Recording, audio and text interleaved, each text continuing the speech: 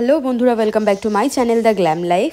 আজকে চলে আসলাম তোমাদের জন্য একটা নতুন ভিডিও নিয়ে। ভিডিওটা হচ্ছে আমাদের ঠাকুর ঘরে যত ঠাকুর আছে, তোমরা যদি আমার ঠাকুর ঘরে পুজোর ভিডিও দেখে থাকো তাহলে বুঝতে পারবে যে বিপত্তারিণী ঠাকুরটার হাইটটা একটু বেশি, তো ঠাকুরের জামা পেতে খুব সমস্যা হয়।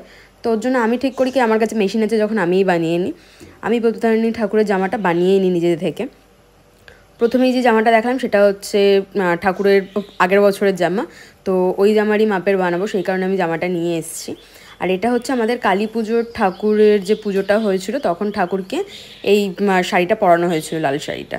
তো আমি দেখলাম যে এই শাড়িটা বেঁচে আছে, তার জন্য ভাবলাম এটা দিয়েই মা বিপত্তারিণীর কাপড় বানানো হয়ে যাক, তো আমি এটা নিয়ে এসেছি। তো তোমরা বলো শাড়িটা কীরকম লাগছে। অবশ্যই তোমরা কালী পুজোর সময় তো দেখেইছো শাড়িটা আমি পুরোটা খুলে ভালো করে দেখে নিয়েছি কোন দিকটা লেহেঙ্গা বানাবো আর দুপাট্টা কোন সাইডটা বানাবো।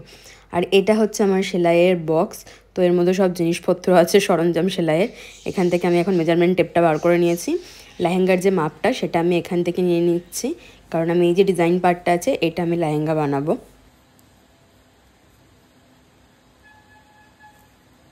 তারপর আমি দেখছিলাম ঠাকুরের ঘেরের জন্য কতটা কাপড় লাগবে, কারণ বিপত্তারিণী ঠাকুরটা যেহেতু বড়, ঘেরটা একটু বেশি হলে বেশ ভালো লাগবে দেখতে।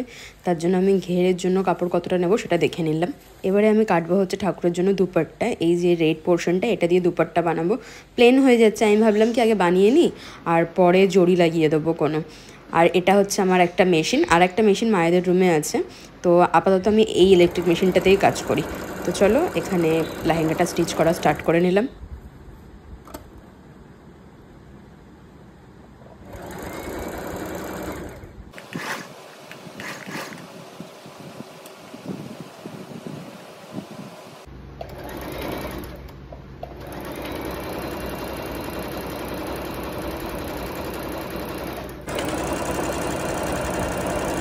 তোমরা তো দেখতেই পেলে যে আমি স্টিচ করে নিয়েছি লেহেঙ্গাটা আর দুপাট্টাটা।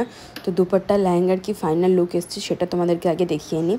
এটা হচ্ছে আমার লেহেঙ্গার ফাইনাল লুক। আমি কিন্তু আলাদা করে কোনো পাড় বসাইনি, যেহেতু ডিজাইনটা ওরকম ছিল তার জন্য আমি ভাবলাম আলাদা করে পাড় বসাতে হবে না, নিচটা যাতে ওরকম থাকে, তো সেই মতনই কাপড়টা আমি কেটেছি।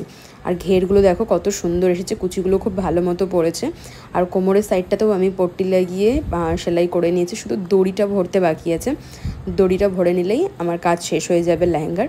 তো তোমরা দেখে বলো যে কীরকম হয়েছে লেহেঙ্গাটা, আর তোমরা আমার মতো কে কে এরকম বাড়িতে ঠাকুরের জন্য কাপড় স্টিচ করো। আর এটা হচ্ছে দুপাট্টাটা, এটার মধ্যে জড়ি লাগানো বাকি আছে। আজকের মতো ভিডিও এখানেই শেষ করলাম।